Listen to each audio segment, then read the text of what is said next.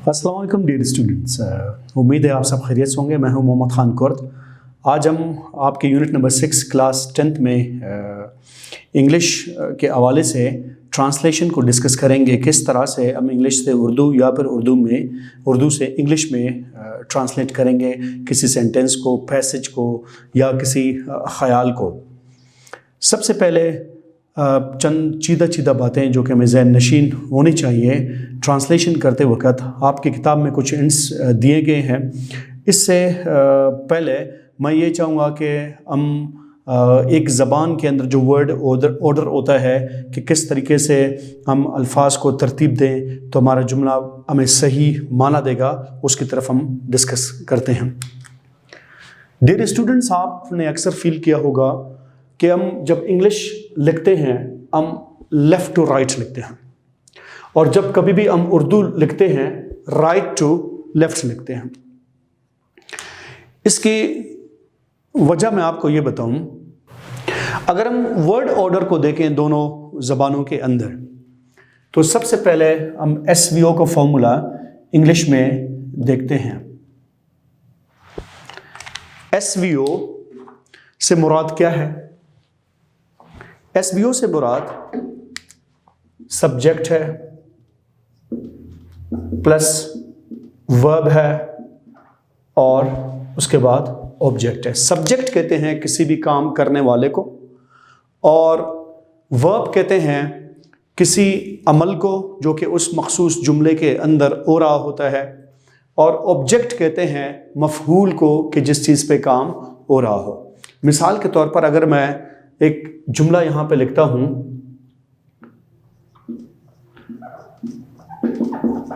She writes novels. She वो काम करने वाली खातून है, उनका काम क्या है? वो लिखती है। क्या लिखती है? नॉवेल्स लिखती है। तो लिहाजा ये हुआ सब्जेक्ट प्लस ये हुआ हमारा वर्ब और ये हुआ ऑब्जेक्ट। नॉवेल्स हो गए हमारे ऑब्जेक्ट। लेकिन अगर हम इसी जुमले को उर्दू में ट्रांसलेट करेंगे तो उर्दू में तरतीब ज़रा से अलग हो जाएगी। उर्दू में कुछ इस तरह से है, subject plus object plus verb. Subject plus object plus verb, यानी सबसे पहले हम फाइल को बयान करेंगे, काम करने वाले को, उसके फौरन बाद हम मफहूल को बयान करेंगे। इन दोनों को बयान करने के बाद हम तीसरे पोजीशन में आके हम वर्ब को बयान करेंगे। अगर इसी जुमले को हम उर्दू में ट्रांसलेट कर ले तो जुमला इस तरह से होगा, वो नॉवेल लिखती है। शी हुआ क्या? वो। राइट का मतलब है लिखना, या अगर हम इसी जुमले को ट्रांसलेट करें, लिखती है नॉवेल। वो लिखती है नॉवेल। लेकिन इंग्लिश के अंदर हम इसी तरतीब को देखेंगे तो ये इंग्लिश ज़बान के एन मुताबिक है जो स्ट्रक्चर हमें दिया गया है कि किस तरीके से अल्फाज की तरतीब होती है। तो इंग्लिश में तो ये सही है, शी राइट्स नॉवेल, लेकिन उर्दू में बिल्कुल उसका उलट है। उलट कैसे है? इंग्लिश में वर्ब के बाद ऑब्जेक्ट है। फ्रॉम लेफ्ट टू राइट वो चीज आ गई, जबकि उर्दू में हम देखते हैं कि वर्ब से अगर हम ले लेंगे तो तीर का निशान सब्जेक्ट की तरफ होगा, लेकिन ऑब्जेक्ट पहले हमने इस्तेमाल किया, वर्ब को हमने बाद में इस्तेमाल किया। वो नॉवेल लिखती है। अगर मैं यहां एक दूसरा जुमला लिखता हूं, ही प्लेज क्रिकेट। ये काम करने वाला है, सब्जेक्ट है, प्ले वर्ब है और क्रिकेट ऑब्जेक्ट है। और इसी जुमले को अगर हम उर्दू में ट्रांसलेट कर लें तो जुमला कुछ इस तरह से होगा, वो क्रिकेट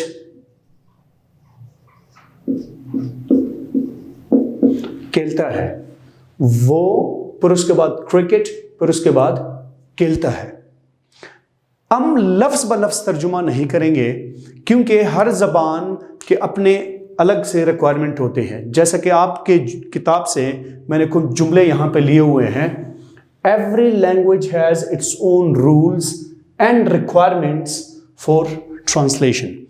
یعنی ایک زبان سے دوسری زبان میں جب ہم ترجمہ کرتے ہیں تو جس زبان میں ہم ترجمہ کر رہے ہیں اس کا ورڈ آرڈر جملے کے اندر ہمیں پتہ ہونا چاہیے کہ سبجیکٹ کے بعد اس کے ریکوائرمنٹ آبجیکٹ ہے یا پھر ورب ہے. لیکن انگلش میں سبجیکٹ کے بعد ورب کا آنا بہت ضروری ہے. ہم اردو کی طرح سے اس کو نہیں لکھ سکتے شی ناولز رائٹس یا ہی کرکٹ پلیز. اور اسی فارمولے کو ہم اردو میں نہیں رکھ سکتے کہ وہ لکھتی ہے ناول، وہ کھیلتا ہے کرکٹ. یہ ذرا سا ہمیں ان کامن سا سینٹنس لگے گا. تو لہٰذا پہلی پوائنٹ جو ہم نے تذکرہ کیا کہ جس زبان میں ہم ٹرانسلیٹ کر رہے ہیں اس کے ریکوائرمنٹس کو ہمیں سب سے پہلے جاننا چاہیے کہ ورڈ آرڈر کیا ہے. خصوصاً ورڈ آرڈر فعل کے بعد فاعل اور مفعول کے مابین ایک دوسرے میں تبدیل ہونا ہے.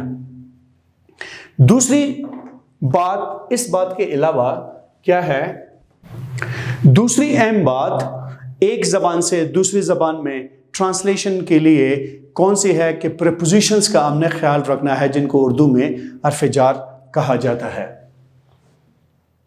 انگلش زبان پریپوزیشنل زبان ہے.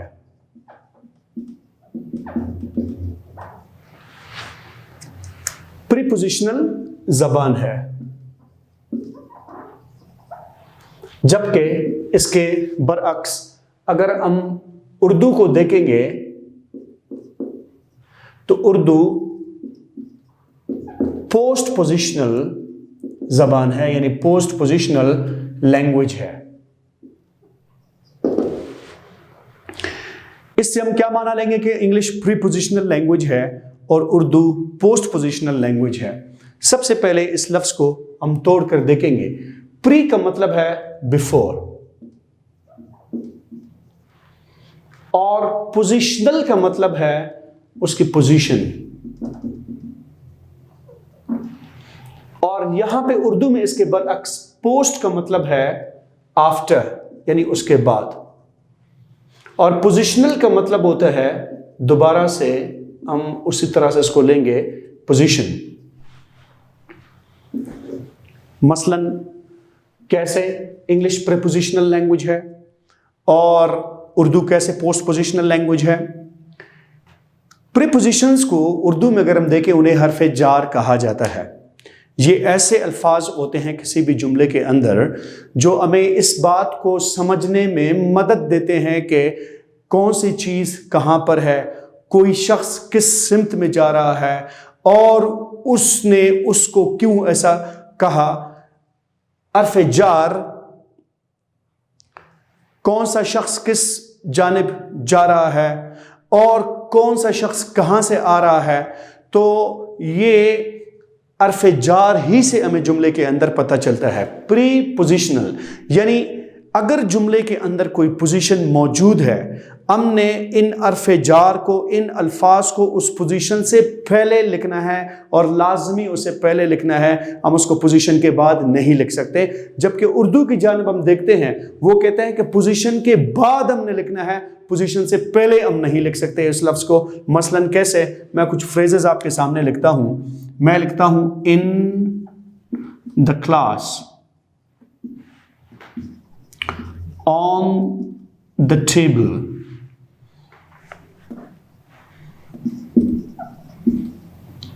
from the school,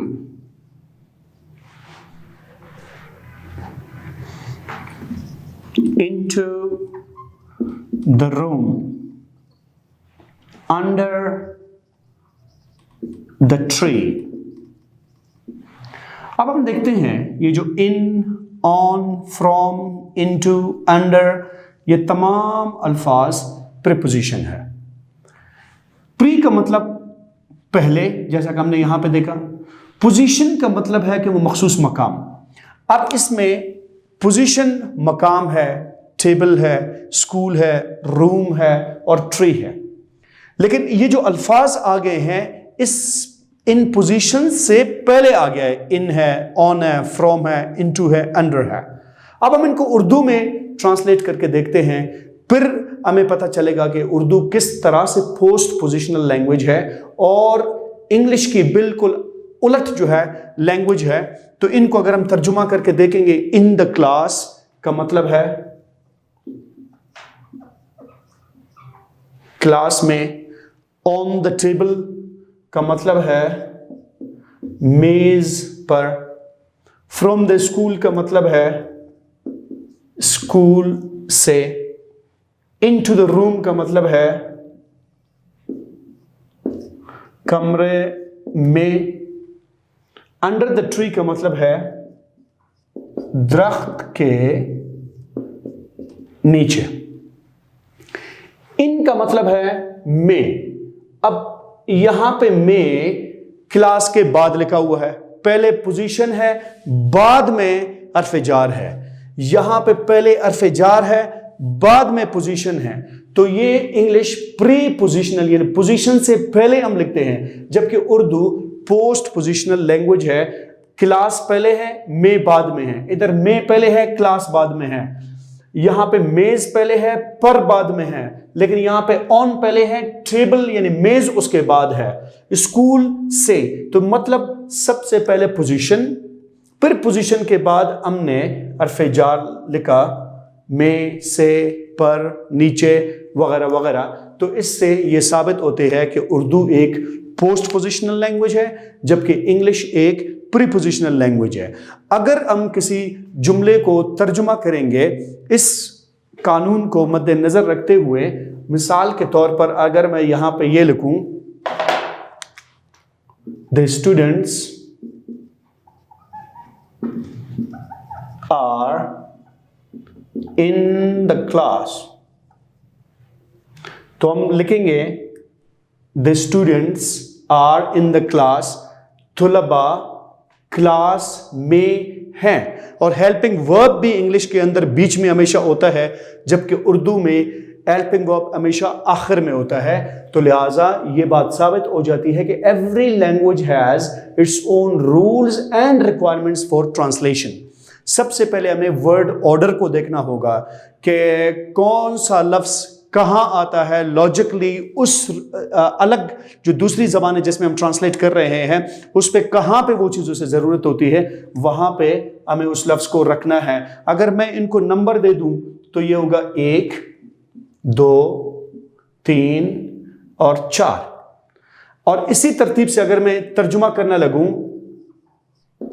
तुलबा हैं में क्लास, तो 1, 2, 3, 4। हमने देखा कि इंग्लिश में इसका ऑर्डर तो बिल्कुल जबरदस्त सही है, the students are in the class, लेकिन उर्दू में बिल्कुल ये एक तरह से इलॉजिकल सेंटेंस हमें लग रहा है, उसका वर्ड ऑर्डर बिल्कुल गलत हो गया है। तुलबा है में क्लास, कोई तर्जुमा उसने नहीं दिया। तो लिहाजा इंग्लिश का जो उसूल है ट्रांसलेशन का या वर्ड ऑर्डर जो इंग्लिश के अंदर है, ज़रूरी नहीं है कि उर्दू के अंदर भी वही हो। हर ज़बान के अलग अपने एक रिक्वायरमेंट होती है। इसको तरतीब से अगर हम लिखेंगे तो ये कुछ इस तरह से होगा, तुलबा क्लास यानी कमरा जमात में हैं। तो वर्ड ऑर्डर साबित हुआ कि दोनों ज़बानों की अलग अलग है। तो डियर स्टूडेंट्स, जब कभी भी हम एक ज़बान से किसी दूसरी ज़बान में किसी बात को ट्रांसलेट करते हैं तो उसके लिए हमें ये चाहिए होता है कि सबसे पहले हम उसके वर्ड ऑर्डर को समझ लें। जैसा कि इंग्लिश में मैंने आपसे कहा कि SVO है, लेकिन उर्दू में SOV है। सब्जेक्ट वर्ब ऑब्जेक्ट है, यहाँ पे सब्जेक्ट ऑब्जेक्ट प्लस वर्ब है। तो इन बातों को अगर हम नहीं जानेंगे तो हम कभी भी एक ज़बान से यानी इंग्लिश से उर्दू में दूसरी ज़बान में सही मानों में ट्रांसलेशन करने में कामयाब नहीं हो पाएंगे। अब हम चलते हैं दूसरे पॉइंट की जानिब जिसमें लिखा हुआ है कि take care of the original spirit and mood. कि ओरिजिनल जो स्पिरिट है اس جملے کا اس کو ہمیں ذہن نشین کرنا چاہیے، مطلب اس کا جو اصل روح ہے، اس کے جو اصل مفہوم ہے وہ گم نہیں ہونا چاہیے۔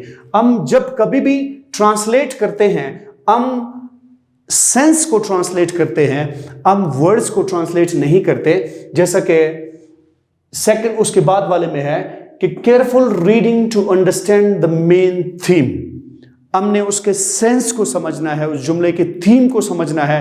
الفاظ کو ہم کبھی بھی ترجمہ نہیں کرتے، ہم جب کبھی بھی ترجمہ کرتے ہیں ہم مفہوم کو ترجمہ کرتے ہیں، ہم سینس کو ترجمہ کرتے ہیں، کیونکہ یہ بالکل ایک دوسرے سے الگ الگ زبانیں ہیں۔ اس زبان میں وہ کوئی اور الفاظ محاورتاً استعمال ہوتا ہے کسی چیز کے لیے، جبکہ دوسری زبان میں محاورتاً کوئی اور چیز اس میں استعمال ہوتی ہے۔ No literal translation to idioms and phrases۔ اگر وہاں پہ محاورے ہے یا مخصوص قسم کے phrases ہیں تو ان کو ہم اس طرح سے ٹرانسلیٹ نہیں کر سکتے۔ آئیے ان کی چند مثالیں دیکھتے ہیں۔ مثال کے طور پر ایک جملہ میں یہاں پہ انگلش کا لکھتا ہوں کہ answer me in black and white. یہ ایک جملہ ہے انگلش میں، answer me in black and white. تو ہم یہ نہیں کہہ سکتے کہ مجھے جواب دو سیاہ اور سفید میں۔ اگر ہم اس طرح لکھیں گے کہ مجھے جواب دو سیاہ اور سفید میں، تو ہم نے اس کا لٹرل ٹرانسلیشن کیا ہے، ہم نے اس کا محاورتاً ایڈیمیٹک یا پر فیگوریٹو ٹرانسلیشن ہم نے نہیں کیا ہے، ہم نے اس کا کانٹیکسچول ٹرانسلیشن نہیں کیا ہے۔ اس طرح سے اگر لفظ بلفظ ہم ترجمہ کرنے لگیں گے تو وہ ایک فن کی طرح، ایک مذاق کی طرح سے وہ جملہ بن جائے گا، لیکن اس کا اوریجنل ٹرانسلیشن نہیں ہوتا۔ یہاں پہ black and white, in black and white, تو ہم یہ کہیں گے کہ مجھے اس کا تحریری جواب دو۔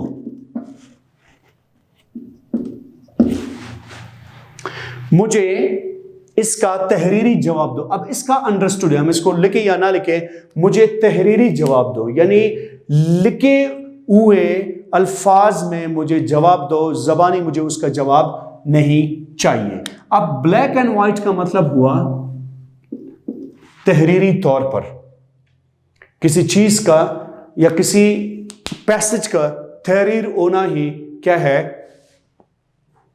وہ بلیک اینڈ وائٹ فارم میں ہے۔ اب ہم دیکھتے ہیں کہ ٹرانسلیشن سے پہلے 3 ایسے الفاظ ہیں یا 3 ایسے ٹیکنیکس ہیں جن کو سمجھنا بھی ہمارے لیے بہت ہی زیادہ ضروری ہے۔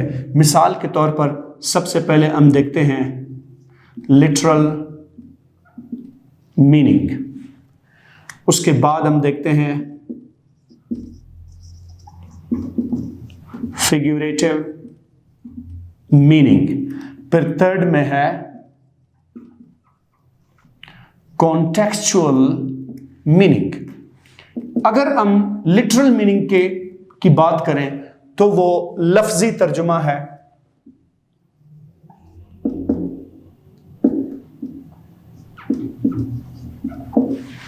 لفظی ترجمہ ہے، لفظ بلفظ ترجمہ کرنا۔ مثال کے طور پر انگلش میں ایک ایڈیم ہے break the ice, break the ice.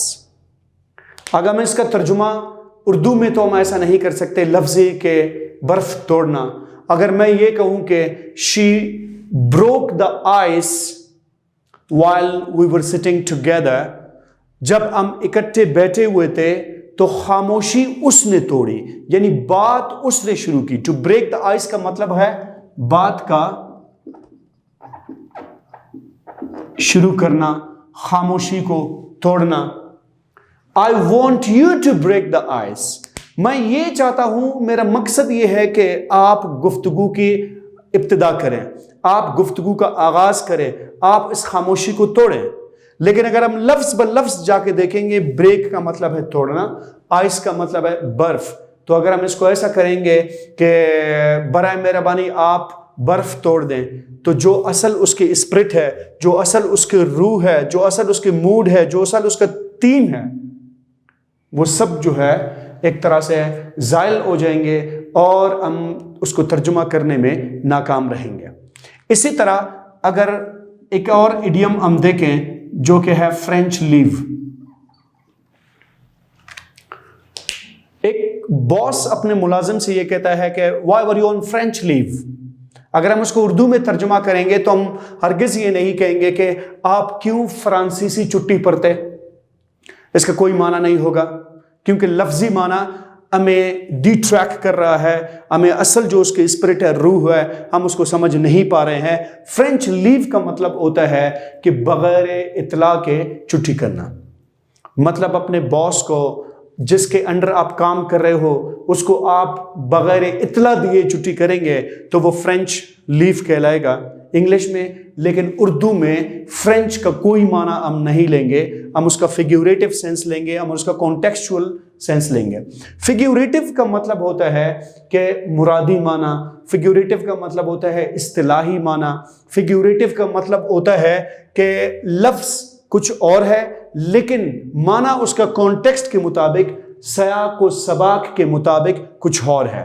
مثال کے طور پر ایک اور ایڈیم میں یہاں پہ لکھتا ہوں، red letter day.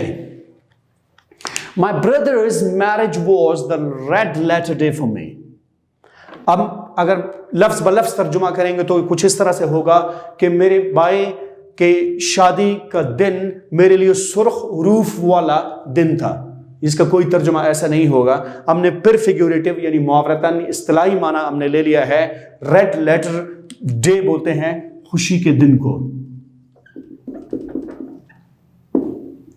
Red letter day خوشی کے دن کو کہتے ہیں۔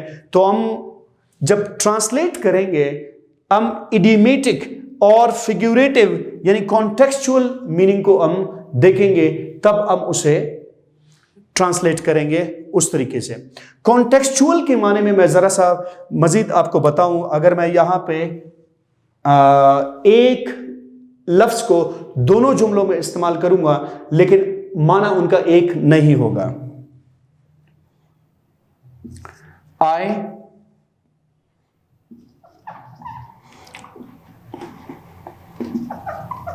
was eating a date. I was eating a date.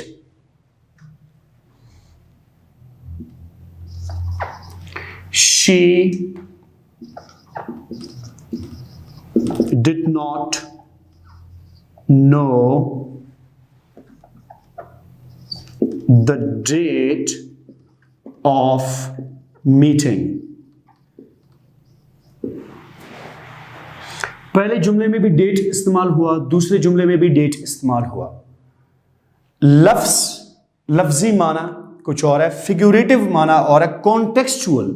اب یہاں پہ کانٹیکسچول کا معنی I was eating a date، اگر اس کو ہم اس طرح ترجمہ کریں کہ میں ایک تاریخ کھا رہا تھا تو ایک عجیب سا مذاق بن جائے گا، لیکن ہمیں یہ دیکھنا ہے کہ ڈیٹ کے اور کتنے معنی ہیں یا معنی اس کے ہو سکتے ہیں۔ کانٹیکسٹ کے مطابق ایٹ آ رہا ہے، ایٹنگ، تو یہاں پہ ڈیٹ ہم معنی لیں گے کھجور کے۔ اور she did not know the date of meeting، اسے میٹنگ کی تاریخ کا پتہ نہیں تھا، لیکن اس کو ہم کھجور سے ترجمہ نہیں کر سکتے کہ اسے کھجور کے meeting I don't know how sort of foolish meaning it is going to make، تو ایک عجیب سے معنی اس کا بن جائے گا۔ کانٹیکسٹ کو سمجھنا، سیاق و سباق کو بھی سمجھنا بہت ضروری ہے، جیسا کہ یہاں پہ لکھا ہوا ہے careful reading to understand the main theme, جو اس کا مین تھیم ہے یا ایڈیمیٹک اور اس کا جو کانٹیکسچول فیگوریٹو میننگ ہے اس کو جاننا ہمارے لیے بہت ضروری ہے۔ یہاں کا جملہ نمبر جو 1 ہے اس کا سیاق و سباق کچھ اور ہے اور دوسرے جملے کا سیاق و سباق کچھ اور ہے، لیکن یہ جو ہم نے ڈیٹ 2 جگہوں پہ استعمال کیا ہوا ہے، لفظ بھی وہی ہے، پروننسیشن بھی وہی ہے، اسپیلنگ بھی وہی ہے، لیکن اس کے معنوں میں بہت زیادہ فرق ہے۔ ڈیئر اسٹوڈنٹس، اب ہم آ جاتے ہیں آپ کی کتاب کی جانب. آپ کا لیسن نمبر یونٹ 4 ہے کلاس 10 میں. ٹرانسلیشن کے حوالے سے ایک ایکسرسائز انہوں نے پیج نمبر 65 پہ دیا ہوا ہے. جیسا کہ انگلش سے آپ ٹرانسلیٹ کریں گے جو باتیں میں نے ابھی تھوڑی دیر پہلے آپ سے کہی ہیں ان کا خیال رکھنا بھی بہت ضروری ہے. پہلا جملہ یہاں پہ لکھا ہوا ہے، یہ کوٹ پہن کر دیکھو. دس کوٹ ویئر اینڈ لک. تو یہ ایک فنی سا سینٹنس بن گیا. یہ بالکل غلط ہے. اس کو ہم بولیں گے try this quote on. Try on کا مطلب ہے پہن کر دیکھنا. ٹرائی کا مطلب ہے کہ جاننا، اس کو دیکھنا، اس کو پرکھنا. آن کا مطلب اسے پہن کر دیکھنے کو ٹرائی آن کہتے ہیں. یہ ایک فریزل ورب ہے، پہن کر دیکھنا. تو صفحہ نمبر 65 پہ جو پہلا جملہ ہے یہ پہن کر دیکھو، ہم اس کو اس طرح سے کہیں گے ٹرائی دس کوٹ آن. ہم یہ نہیں کہیں گے دس کوٹ ویئر اینڈ لک. جیسا کہ دوسرا جملہ انہوں نے دیا ہے، دل لگا کر کام کرو، اٹیچ ہارٹ اینڈ ورک. یہ لفظی ترجمہ ہو گیا.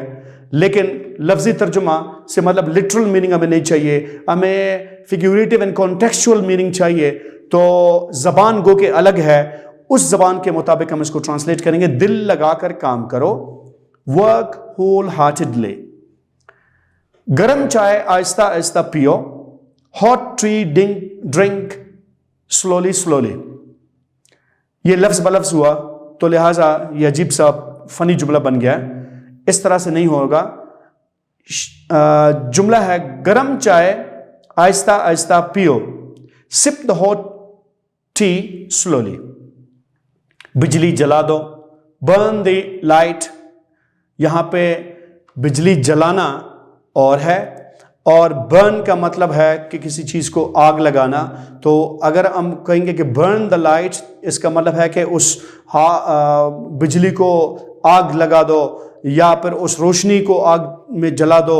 یہ بالکل عجیب سا ایک illogical ٹائپ آف میننگ بن رہا ہے. لیکن انگلش میں اس کے لیے الگ ایک فریزل ورب ہے، switch on the light.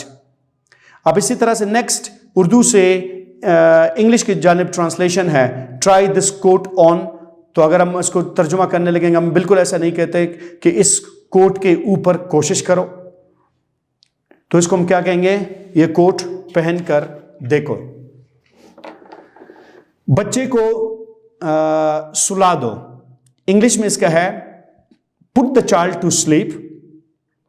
put the child to sleep. اگر ہم لفظ بلفظ ترجمہ کریں گے، کتاب کے اندر بھی یہ موجود ہے، تو اس کا یہ ہوگا کہ بچے کو نیند پر رکھو. بالکل illogical سب بن گیا. بٹن اپ یور کوٹ. اپنے کوٹ کے بٹن اوپر کرو. بٹن اپ، یہاں پہ اپ کا مطلب اوپر نہیں ہے، اپ کا مطلب ہے کہ کسی چیز کو کمپلیٹلی کرنا. مثلا زپ اپ یور کوٹ، کہ اس کا زپ مکمل بند کر دو. Everything was eaten up in the meeting, everything was eaten up in the party, کہ جب میں چلا گیا تمام چیزیں وہ کھا چکے تھے، میرے لیے کچھ بھی نہیں بچا. Everything was eaten in the party, کہ مطلب ساری چیزوں کو تو انہوں نے کھا لیا تھا، لیکن پھر بھی ان میں سے کچھ لیفٹ اوورز تھے، کچھ بچا ہوا تھا جس کو میں کھا لیا. لیکن اب جب ہم معنی دے دیں گے تو اس کا مطلب ہے کہ کسی کام کا مکمل ہونا. ہی واز کاؤنٹنگ، وہ گن رہا تھا. ہی کاؤنٹڈ اپ، اس نے مکمل طور پر گن لیا. تو اس طرح سے بٹن اپ یور کوٹ، اس کا صحیح ترجمہ ہوگا اپنے کوٹ کے بٹن بند کر دو. یعنی سینس اس کا یہ کہ سارے بٹن بند کر دو. ہم اس کو اس طرح سے اردو میں ٹرانسلیٹ نہیں کریں گے کہ اپنے کوٹ کے بٹن اوپر کر دو. لاسٹ جملہ اس میں ہے please put down all that I سے. اگر ہم لفظ بلفظ ترجمہ کریں گے، کتاب کے اندر بھی موجود ہے، میں جو کہتا ہوں اسے نیچے رکھتے ہو یا رکھتے جاؤ. ایسا نہیں ہوگا. پٹ ڈاؤن ایک فریزل ورب ہے کہ جس کا مطلب ہے تحریر کرنا. لفظ بلفظ الگ الگ معنی ہوگا، رکھنا نیچے، لیکن یہ فریزل ورب ہے، یہ ایک محاورہ ہے. پٹ ڈاؤن کا مطلب ہے تحریر کرنا، یا پر یہ ہے کہ لکھنا. اسی طرح سے ڈیئر اسٹوڈنٹس، کنکلوژن میں آپ سے یہ کہوں گا کہ ایک زبان سے دوسری زبان میں ترجمہ کرتے ہوئے کبھی الفاظ کو ہم ترجمہ نہیں کرتے، ہم کانٹیکسٹ کو ترجمہ کرتے ہیں. ہم لفظی معنی اگر ترجمہ کریں گے تو 100% ہمارا جو ٹرانسلیشن ہے وہ غلط ہو جائے گا. ہم نے کیا کرنا ہے کہ اس زبان کے اندر جو اس کے اصل تھیم ہے یا موڈ ہے اس کو سمجھ کے اس کا آلٹرنیٹ اس زبان میں الگ الفاظ کے ساتھ موجود ہے، اس کو دیکھ کے ہم ترجمہ کریں گے. مثال کے طور پر اگر ہم یہ کہیں کہ موسلا دار بارش ہو رہی ہے تو انگلش میں بالکل الگ ہوگا کہ it's raining cats and dogs. ہم یہ نہیں کہتے کہ کتے بلے والی بارش ہو رہی ہے، ہم کہیں گے اس کو کیٹس اینڈ ڈاگس. اگر میں اس طرح سے کہوں کہ ان کا گزارا بہت مشکل سے ہوتا ہے، یعنی وہ بہت غریب ہے، ان کا گزارا بہت مشکل سے ہوتا ہے، تو انگلش میں ہم اس طرح سے اس کو کہیں گے کہ they live from hand to mouth. لیکن ہم ایسا نہیں کریں گے کہ وہ آنت سے منہ کی جانب رہتے ہیں. ترجمہ اس طرح سے نہیں ہوگا، اس کا ترجمہ اس طرح سے ہوگا کہ they live hand to mouth. تو ٹرانسلیشن کے لیے ہمیں 2-3 باتوں کا پھر سے میں دہراتا ہوں جاننا انتہائی ضروری ہے. مثال کے طور پر ہم دونوں زبانوں میں محاوروں کا آلٹرنیٹ دیکھیں، یہاں پہ الفاظ کچھ اور ہیں اور وہاں پہ الفاظ کچھ اور ہیں. اسی طرح اگر ہم دیکھیں کانٹیکسٹ محاوروں کے علاوہ جو پرووربس وغیرہ ہے، پرووربس کو بھی ہم جب ترجمہ کرتے ہیں تو ہم اس زبان کہ الفاظ کو اس زبان کے اندر ضم نہیں کریں گے، دونوں زبانوں میں الگ الگ ان کے لیے جملے سیٹ ہیں. اسی طرح سے جیسے ڈیٹس والی مثال میں نے آپ کو دے دی، ایک لفظ کے کئی معنی ہوتے ہیں اور ہر جگہ پہ اس لفظ کا ایک الگ معنی ہے. جیسے ڈیٹ کی مثال میں نے آپ کو دے دی، ایک جگہ پہ اس کا معنی کھجور ہے اور دوسری جگہ پہ اس کا معنی تاریخ کا ہے. تو ہمیں سیاق و سبق کو سمجھنا چاہیے، ہمیں فیگوریٹو لینگویج کو سمجھنا چاہیے، ہمیں لٹرل میننگ کو بھی سمجھنا چاہیے. جب ہم دونوں زبانوں کے کانٹیکسٹ، موڈ اور ایڈیمز کو صحیح معنوں میں سمجھیں گے تو پھر ہم آسان طریقے سے ٹرانسلیٹ کریں گے. مختصر یہ کہ الفاظ سے کبھی بھی ٹرانسلیشن نہ کریں، آپ ان جملوں کا مفہوم لیں، آپ ان جملوں کو اچھی طرح سے سمجھیں، پھر ان کا آلٹرنیٹ جو سب سے بہترین مناسب ہے وہ اردو زبان سے انگلش میں دے دیں اور انگلش زبان سے اردو میں دے دیں. امید ہے کہ آپ کو اس لیکچر سے استفادہ ہوا ہوگا. ملتے ہیں اسی یونٹ کے دیگر لیکچر میں. اپنا خیال رکھیے گا. Thank you very much. اللہ حافظ.